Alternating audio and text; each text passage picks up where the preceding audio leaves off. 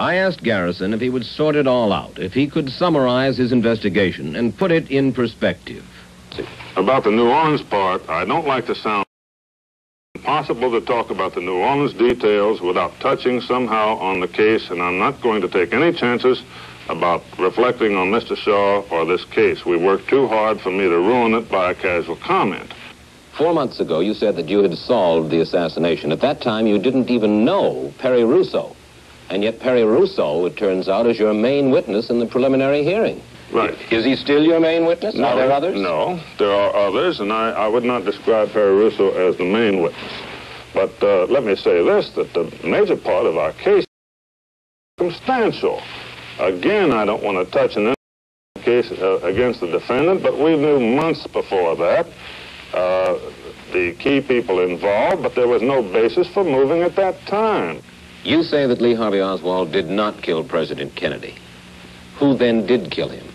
Well, first of all, if I knew the names of the individuals behind the grassy knoll, where we know they were, and the stone wall, I certainly would not tell you and couldn't hear.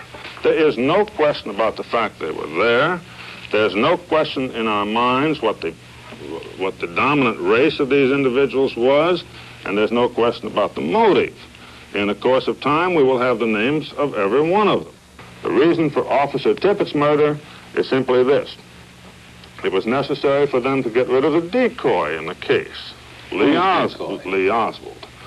Now, in order to get rid of him, so that he would not later describe the people involved in this, they had what I think is a rather clever plan. It's well known that police officers react violently to the murder of a police officer. All they did was arrange for an officer to be sent out to 10th Street. And when Officer Tippett arrived there, he was murdered with no other reason than that.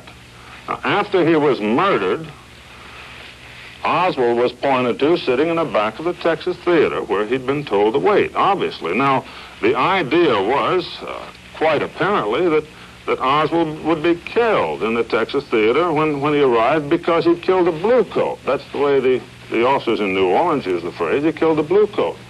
But the Dallas police, at least the arresting Dallas police, fooled them because they had apparently too much humanity in them, and they did not kill him.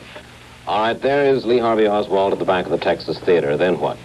Well, then notification has gotten to the police of this suspicious man in the back of the theater, and you know the rest. But the Dallas police apparently, at least the arresting police officers, had more humanity in them than the planners had in mind.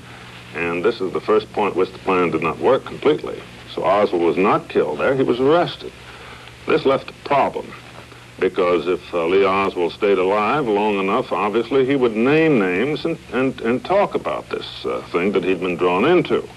It was necessary to kill him. That's where Jack Ruby comes into the picture. That's right. It was necessary for one of the people involved to kill him. Mr. Garrison, obviously we're not going to try the case of Clay Shaw here on television, but some people, some journalists and others, have charged that you have tried to bribe, to hypnotize, to drug witnesses in order to prove your case against Shaw. That's right. I understand that the latest news by a New York Times writer is that we offered an ounce of heroin and 3 months vacation to one. As a matter of fact, this is part of our incentive program for convicts.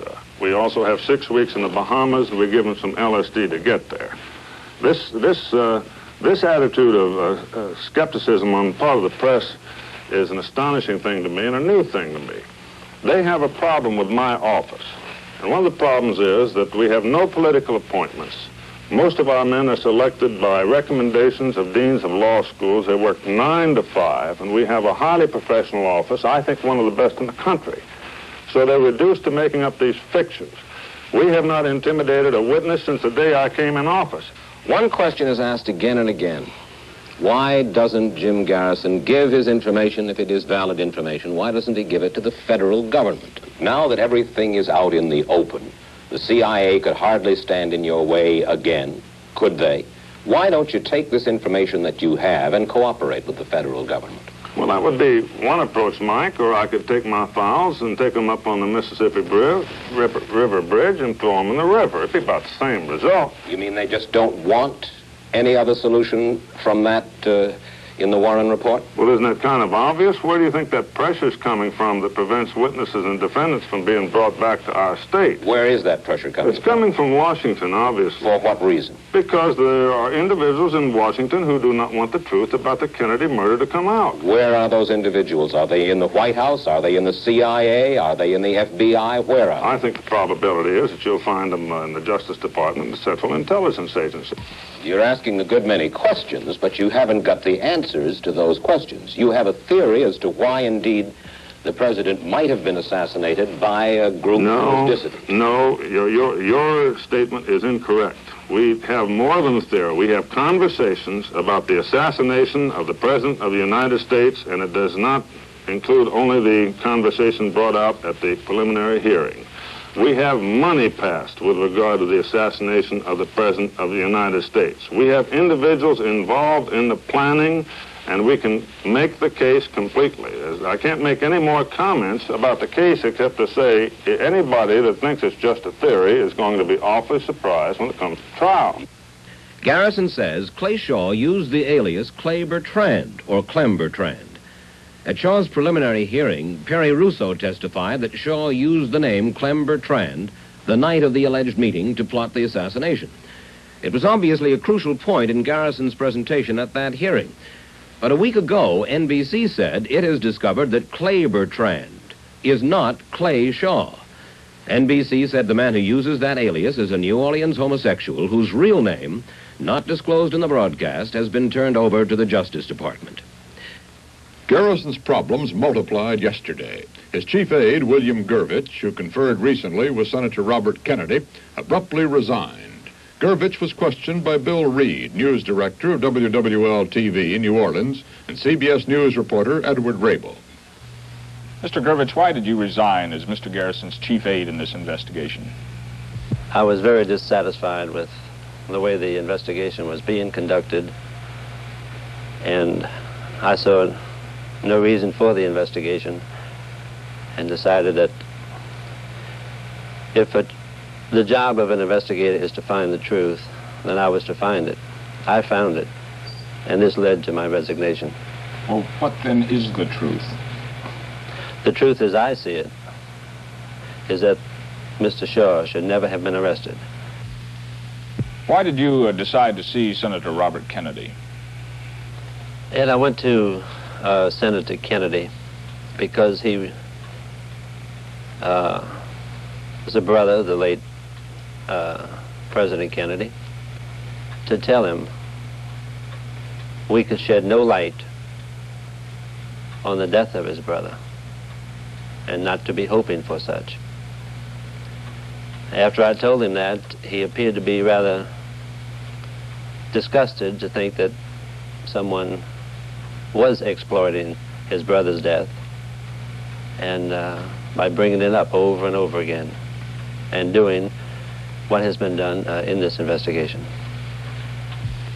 There's been talk of allegations of wrongdoing, of coercion, of possible bribery on the part of investigators or certain investigators for the district attorney. To your knowledge, are these allegations true? Unquestionably, things have happened in the district attorney's office that definitely warrants an investigation by the Paris grand jury as well as a federal grand jury. Would you say these methods were illegal? I would say very illegal and unethical. Can you give us any specifics? I would rather say that for the grand jury's, Bill, if I may. Is this on the part of just one or two investigators, or does it involve the whole staff, or perhaps Mr. Garrison? It involves more than two people. More than two people. Do you believe Mr. Garrison had knowledge of these activities? Yeah, of course he did. He ordered it. He ordered it? He ordered it. Yes, sir.